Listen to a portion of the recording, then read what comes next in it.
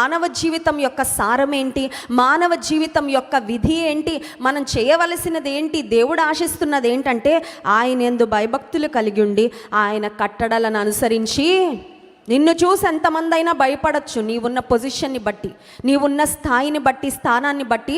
ఒకవేళ దేవుడు నిన్ను హెచ్చించి ఒక ఉన్నతాధికారిగా, ఒక సిఇఓగా, ఒక సిఓఓగా, ఒక సిఎఫ్ఓగా దేవుడు నిన్ను పెట్టుండొచ్చు, ఒక కంపెనీని నువ్వు స్థాపించి ఉండొచ్చు. నో మ్యాటర్ వాట్, నిన్ను చూసి ఎంతమంది భయపడినా నీవు భయపడాల్సింది మాత్రం దేవుని యందు భయభక్తులు కలిగి. దేవుని నామానికి మహిమ కలుగును గాక.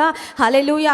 ఏ వ్యక్తి అయినా తను తాను హెచ్చించుకొని, నన్ను చూసి అందరు భయపడుతున్నారు, నా ముందు అందరు చేతులు కట్టుకుంటున్నారు, నన్ను దేవుడు ఆశీర్వదించి ఒక స్థానానికి తెచ్చాడు కదా అని గర్వించి దేవునికి భయపడకుండా ఉండి దేవునితో పెట్టుకుంటే ఇదే పరిస్థితి వస్తుందండి, ఇదే గత వస్తుంది. ప్రేమ కలిగిన దేవుడు కొన్నిసార్లు శత్రువులకు అప్పగించేస్తాడు, ఓటమికి అప్పగించేస్తాడు. ఎందుకంటే వారికి బుద్ధి వచ్చి మళ్ళీ వాళ్ళు దేవుని దగ్గరకు రావాలని. ప్రేమ కలిగిన దేవుడే, తన ప్రజలను కాపాడే దేవుడే.